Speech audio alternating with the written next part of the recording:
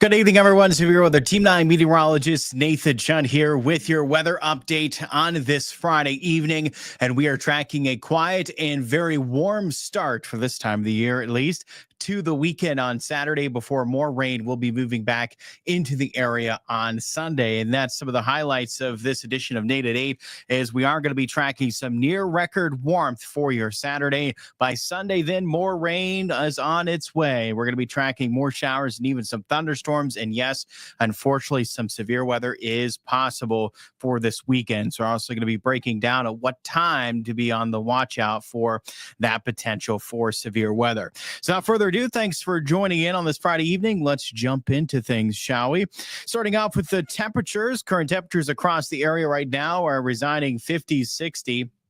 And we did actually warm by a couple degrees going throughout this evening. And from here, really, temperatures are going to hover, I think, for most of us, right around that 60-degree mark. There's not going to be much cooling tonight. We're going to hover around 60 degrees, and we're going to be sitting close to the warmest low on record for the March 29th, which is, of course, tomorrow. For Saturday morning, the record warmest low is 59 degrees. So we are starting off with some near record warmth for the morning. And here's the kicker. By the afternoon, it's near record warmth as well, although likely by a few degrees. We're still not far from record highs tomorrow afternoon, which reside in the lower 80s. And our temperatures likely climbing close to that 80-degree mark. So getting very close to some record warmth tomorrow afternoon. And again, we're hovering right around some record warmth likely all night long. Temperatures right around 60 overnight. Our high temperatures that we have for today, just in the 60s, really not too much of a difference from what we had yesterday. It did feel similar, but the bigger warm up on the way this weekend. There's your high temperature Saturday, closer towards that 80-degree mark. By Sunday, then a bit of a cool down. We are not near record warmth, but still unseasonably warm, over 10 degrees above that normal high this time of the year. And then temperatures further cool down, and we really only have one cool day looking ahead over the next week. That'd be Tuesday. Are also one day where temperatures are likely below normal for this stretch. We're dealing with high 60 plus for most of the stretch here, not only to wrap up this month, but even looking into that first week of April, a lot of 60 plus, some 70-degree days in the mix. And overall, this is a warm period of weather that we have coming our way over the next 10 days. Again, there's a bit of exception what we have into Tuesday, a bit of a hiccup and an overall warm pattern coming our way. The record high for your Saturday, because again, we're likely not nearing it on Sunday, but for Saturday, the record's 82, forecasted to reach again near 80 degrees. So we are very close to record warmth. That record has stood since 1945 is when that record was set for the Wheeling area. Normal highs mid 50s. So also keep in mind we were talking about temperatures hovering around 60 overnight.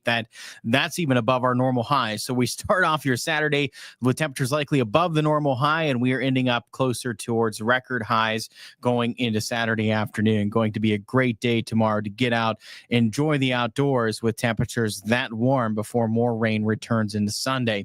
We did have some showers lingering this evening, but they did not stick around very long at all. Now we're going to be tracking some dry conditions overnight with some clearing in our skies. Again, temperatures are not budging much from where they're currently at. It'll feel similar to how it feels now. By tomorrow morning, we'll have a breeze in place overnight, wind gusts upwards about 25 miles per hour. So certainly have a breeze in place that will only carry over into tomorrow. So while we were tracking quiet conditions, anticipate a breeze in place during this stretch. So there's your Saturday morning. Again, notice the temperatures right around 60 and likely by 9 a.m. or even more mid-lower 60s. Now, by Saturday morning, we can start to spot some showers returning. What we see Saturday is widely hit or miss. This is overall a mostly dry day, but unfortunately, we cannot rule out at least a shower or two. Again, nothing to deter you from planning anything outdoors. Nothing to cancel plans for. By all means, it's going to be a great day to plan stuff outdoors on Saturday. It's just unfortunately, we cannot rule out at least a shower or two in place going throughout the day. So yes, you may have to dodge a round of rain or two, but overall, it's going to be a great day Saturday with those temperatures climbing well into the 70s to enjoy the outdoors. Even early Saturday night, the rain threat still looks low. At this point, there's an isolated shower possible for the start of Saturday night. By the time we get even towards midnight, midnight, activity will start to pick up, but it's likely even more after midnight until we start to really see that high rain threat. And at this point, dealing with much more widespread showers, maybe even more of a steady rain in place going into Sunday morning. And we're noticing that more widespread showers carry over into midday. At this point, a rumble of thunder is possible, but we're primarily dealing with rain and occasional showers, less so with thunderstorms, at least at this point, going from Sunday morning and into midday. So when is that thunderstorm risk or severe weather potential in place on Sunday? Well, it's a bit atypical. Typically we're talking about that severe risk into the afternoon, right? But look at our future cast and the afternoon hours on Sunday. Fairly quiet, right? Well, this will come into play then on that severe risk, which will arrive late. We're talking more so into Sunday night. So keep that in mind. This is not a Sunday afternoon, evening time frame for the potential for severe weather. This is Sunday evening into Sunday night. Yes, we can deal with some severe thunderstorms even after the sun sets, much like what Futurecast is hinting at here, that we could be dealing with these thunderstorms moving in overnight. So keep that in mind, that you want to have multiple ways to get that warning Sunday night. If a warning were happy to be issued and you need to seek shelter, you need something that can wake you up if a warning is issued, if you're heading to bed before these move through, which again, we can deal with these leading up to midnight. I could think we could even see a severe threat depending on how dry our evening, early night ends up. If we're mainly dry, just like what Futurecast is trying to hint at, and their severe risk could even continue after that midnight mark. So, this could be even into the very early hours on Monday as well. So it is something to keep in mind, right? That this is not typical timing for our severe risk. And yes, unfortunately, the severe risk can carry over into Sunday night. This is, ultimately, while, that part is bad, it is the good news that with this occurring as late as it is, the core of the impacts and overall severe risk will likely stay west of us. But again, it does not mean that our severe risk is zero. Unfortunately, that's not the case. These still can maintain at least some of their strength moving into our area, certainly enough to still pose that potential for some damaging winds, large hail, and yes, maybe even a tornado. Unfortunately, that potential is there. Do I think that we're seeing the brunt force of this west of us? I do, but again, unfortunately, they still can maintain some of their strength to the point that they can still be contained. There still could be some severe thunderstorms moving into their area, even despite the late timing that we are going to have these. And we'll see these showers then carry over into Monday. Still could get a thunderstorm in the mix, likely even into Monday morning. Our severe risk should start to fall off at this point, but we could, I would say, at least have a thunderstorm in place. I think that's still easily possible into early Monday morning, and we'll see a lot of this activity and likely wane later on to the day Monday, and we can still deal with some showers continuing for the first half, but we'll likely see a lot of this activity begin to taper off later on into the day on Monday. So in terms of our precipitation amounts, Saturday, that's not amounting to much, right? There's a few showers in place, but the rainfall amounts that we can get Sunday into Monday, it's piling up a decent amount of rain coming our way. I think we can get upwards of about an inch of rain, anywhere from about 3/4 an inch of rain. I think we can pile up quite a bit from Sunday into Monday. Thankfully, in terms of the more localized flooding concerns during this time period, that the risk of this has been highlighted more west of here. We're going to keep a close eye on this going into Sunday. Of course, still a couple days out, things can change, but as it stands now, that today, that the excessive rainfall risk has thankfully lowered in our area. When talking about the potential for localized or isolated flooding, that potential has lowered, but unfortunately, we already discussed it. What hasn't lowered is that potential for severe weather. And again, the emphasis of this is going to be for Sunday evening and night, not in the afternoon and evening. So, if nothing is occurring in the afternoon, that doesn't mean that, it missed us or it's not going to happen, right? You're going to want to start watching this closer to sunset. That's the timing. So it's closer to sunset and then on into Sunday night, at least leading up towards midnight, maybe 2 a.m., at least leading up until that point before that severe risk can start to wane. Now, if we do see some activity developing around sunset, that can help stabilize the atmosphere. If we're dealing with more precipitation earlier to the evening and early night, then yeah, the severe risk can fall off for a lot of the overnight hours. But, there's still some uncertainty in that regard in terms of how much we're going to see develop in the evening. It does look like we are dealing with a drier period into the afternoon hours, and it's more of just a question on the timing of when we're seeing that next round, if it's more in the evening, early night, or if it's more early to late night into the second half of the night, that is something that will narrow down here over the next couple of days. Again, keep in mind, we're still a couple days out. So when we're talking about the severe weather risk, this is a first look at it, right? Things can change, and I wouldn't be surprised if there's a tweak to this forecast, if you will, still being a couple days out. So, you're still going to want to stay tuned over the next couple of days, and we're going to let you know if this severe risk is lowered, if it's still looking like just as high of a risk, or even if it happens to get higher. We're going to keep you posted here over the next couple of days, and I urge you to stay tuned. Again, in terms of the threats, high winds, large hail, a tornado, it's all on the table, unfortunately. In terms of the threats that are possible with this system, unfortunately, in any thunderstorms that become severe, all threats are on the table. So again, another reason why you want to be keeping weather aware going into Sunday night. Again, I think ultimately, as it stands, I think the greater concern is west of us. I think these will be at least weakening some by the time they make their way into our area. I think the bigger concern is just the potential that they're still, packing a punch, if you will, even as they move their way into the area. Even though they could weaken some, these still could be some severe thunderstorms still maintaining at least some of their strength as they move into our area during that late time of going from Sunday evening into Sunday night. So something we're certainly going to be keeping a close eye on going into Sunday night. I will actually be here this weekend as well. So we're going to be doing this weather update again Saturday evening. I'm going to be right back in here Sunday evening, and I'll be here myself tracking these thunderstorms moving in the area. And, that Sunday evening update going to be a great time to stay tuned for. So, if you can't make it for that weather update or Nate at 8 for tomorrow, I urge you to on Sunday, right? At that point, we could be tracking some storms, but if not, we're certainly going to be highlighting on when to watch for them for Sunday night. So before you go to bed Sunday night, make sure to stay tuned for the latest. Join me for that weather update, and I'll let you know what to watch for Sunday night before you head to bed. And again, right now, I would certainly just be prepared to have multiple warnings as it stands now. That way you're able to get that warning if you do. And we do happen to see something issued overnight while you're sleeping. So let's jump into some comments before we get to our 9+1 day forecast. Shelly is saying, yay to the warmer temperatures, Shelly. Yeah, I agree with you. It's going to be nice, isn't it, this weekend? Those temperatures in the 70s. It's going to be so great. And again, tomorrow, not much rain to be had, mostly dry. It's just, again, I can't urge you enough to get out and enjoy the outdoors.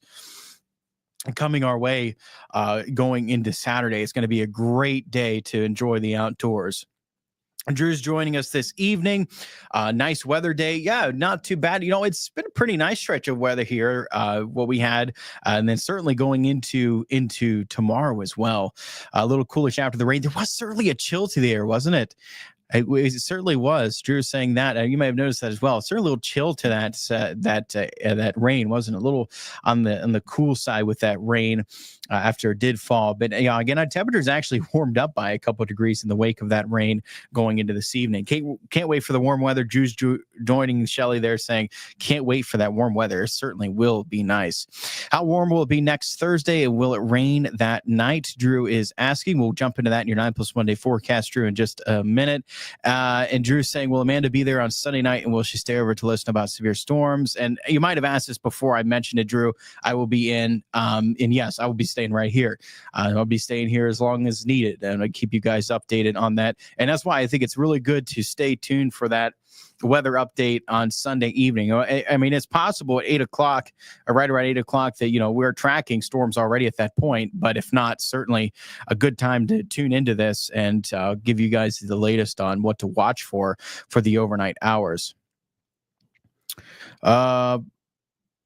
See, Drew's talking about this in the past. The areas west of the valley is the flatlands, yes, of Ohio, which is why it seems like we don't get tornadoes for the most part. Yeah, there certainly favors a lot more out west. And we had a meteorologist that we're close with here at the station, Fred McMullen from Pittsburgh, National Weather Service office of Pittsburgh, who talked a bit about this as well. And we've seen an alarming trend here over recent years where, and he mentioned this too, I remember him telling us that, he used to tell everyone, that the tornadoes really did not sustain as they moved into this, hilly terrain, especially with respect to the flatlands into Western Ohio. But this alarming trend over recent years has not been that. We've seen that shift where we've been dealing with more of a tornado threat here into the Ohio Valley. So it's certainly alarming that we've been seeing those tornadoes carry over even in the northern panhandle, where you start to get into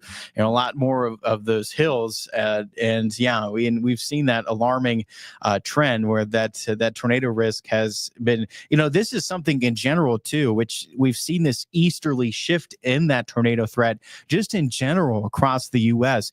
Tornado Alley is certainly something to be looked at. Again, a lot of us think of it looking back towards the plains of Oklahoma and to Texas, but we've seen an alarming shift east in the amount of tornadoes, and we've seen that reflected here locally as well. We've seen that more of that shift east to more parts of Indiana, Illinois, here in Ohio, and we've seen this locally here at home too over the past several years, that we've been dealing with, seems like higher tornado risk even going into the northern panhandle. So yeah, that's an alarming trend that we've noticed on a national scale, and yes, even here at home, Drew. Good to point out. Lola says, good evening. Thanks for keeping us informed. Well, thank you. Thank you for joining. Appreciate it as always.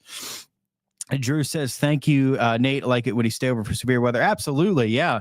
Oh, absolutely. Yeah. I'm not going anywhere as long as that severe risk is there for Sunday night. So, yep, I'll definitely stay here to keep you guys updated. And, if need be, we'll be live here on Facebook, YouTube. If need be, we'll be on air. If we're dealing with a tornado warning, of course, we're going to jump off our social media and we're going straight to on-air coverage in the event of a tornado warning. So, yeah, I'll be here until that severe risk will wane. We'll be here keeping you updated going throughout Sunday night. Hopefully, again, hopefully that real core of the severe potential is west of here, and hopefully they weaken quite a bit by the time they make their way into our area. And of course, I'll keep you updated on that as well, right? If the risk is really starting to fall off, and we kind of get the clear, okay, that the severe risk is very low, and we're likely okay for the overnight hours. Of course, make sure to let you guys know that too, and make sure to follow me. You can see there my Nathan Shutt News 9 right on Facebook. So that's a good way to find out the updates as well for Sunday night. You can follow me on Facebook and X and Shutt WTOV. Good ways to find there of the latest Sunday night to post updates. If we're not happen to not be doing a live stream, that's a good location to get some updates as well. Drew says, I'm fortunate that I live in St. C, where I can hear the storm siren go off.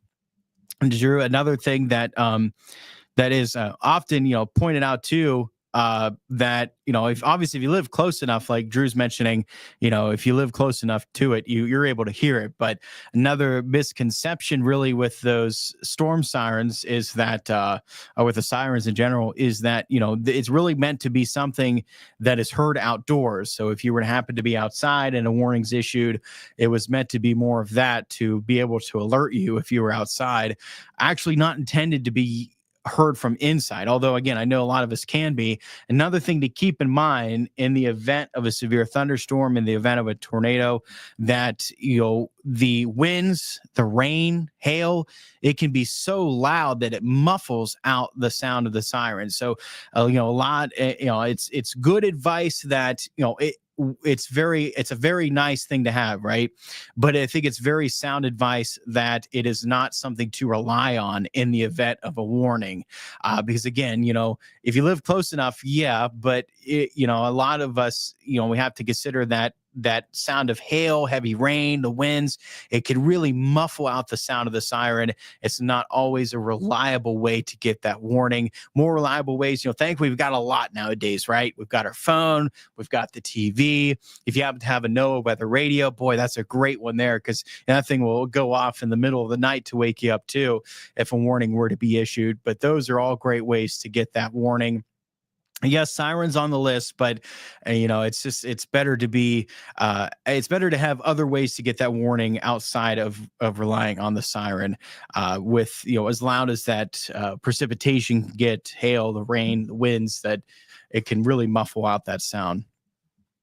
And Drew says, yeah, like Drew mentioned, if you live close enough, you could definitely hear it. Drew saying, actually, it's only because of 0.3 miles from the siren, Drew says. So, yeah, living very close from there. Are you on tomorrow morning? No, Renee, I'm not on tomorrow morning. Jeff will be joining you tomorrow morning. So you can stay tuned with Chief Meteorologist Jeff Exline tomorrow morning for the latest on News 9 Saturday morning. But I'll be back in tomorrow evening and Sunday evening to keep you guys updated. Renee says, I don't live in the St. C city limits. So, yeah, a good example that, you want to have different ways to get that warning, Renee, where you have, your phone, the TV, if you have a no weather radio, that's the best option.